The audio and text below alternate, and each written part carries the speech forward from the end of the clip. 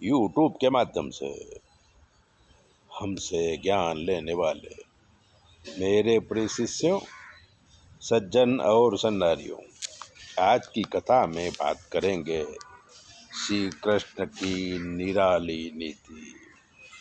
कहते हैं, राम को मानो, कृष्ण को जानो। राम जी की लीला बिना समझे अनुकरणीय है और श्री कृष्ण जी की लीला समझने के बाद अनुकरणीय है।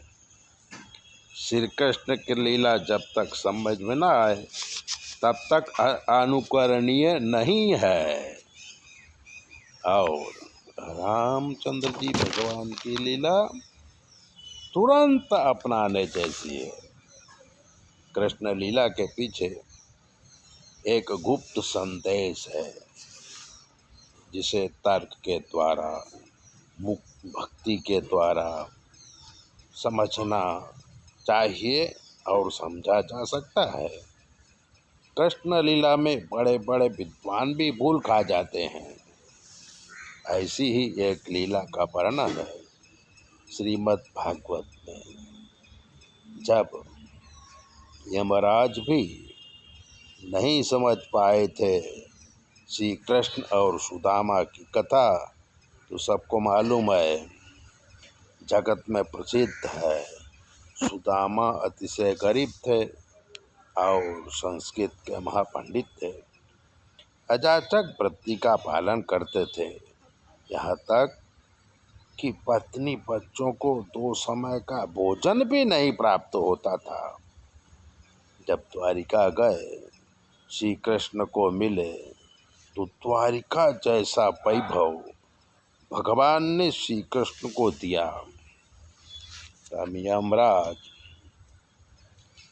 सारा हिसाब किताब के चौपड़े लेके श्री कृष्ण के पास आए और उनके चरणों में रख दिए और कहा, महाराज, अब मेरी जरूरत नहीं है, इसलिए इस पद से मैं त्याग पत्र देता हूँ।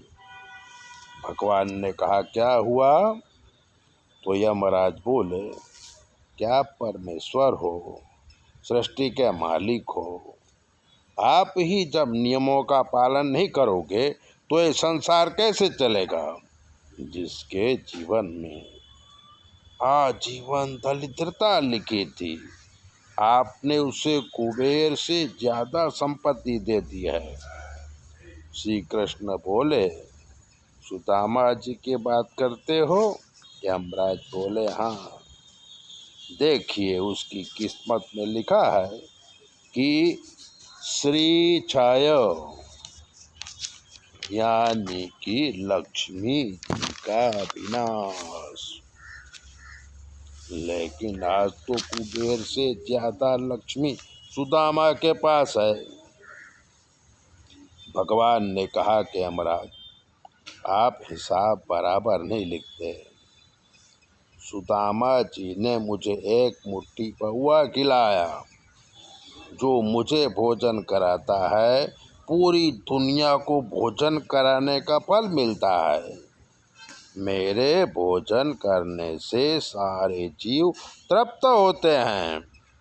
तो सुदामा का पुण्य बढ़ गया है और वो श्री यक्ष नहीं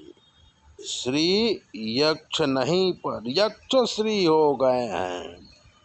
श्री छाय मतलब सुदामा की किस्मत में तो लक्ष्मी का नाश लिखा था, पर वो यक्ष श्री हो गए, मतलब कुबेर भंडारी जितनी लक्ष्मी उनको मिल गई है। तो ऋषि कहते हैं, कृष्ण की लीला नीति से ही चलती है, पर समझ में नहीं आती कि इस लीला में क्या है। समझकर ही कृष्ण की लीला का अनुकरण करें। तो राम को मानो, कृष्ण को जानो और गीता का ज्ञान पढ़ो। गीता में भगवान ने बड़े शुद्ध शब्दों में कहा है, हम कृष्ण को समझने के लिए गीता को पढ़ेंगे और राम को समझने के लिए रामचरितमानस को पढ़ेंगे।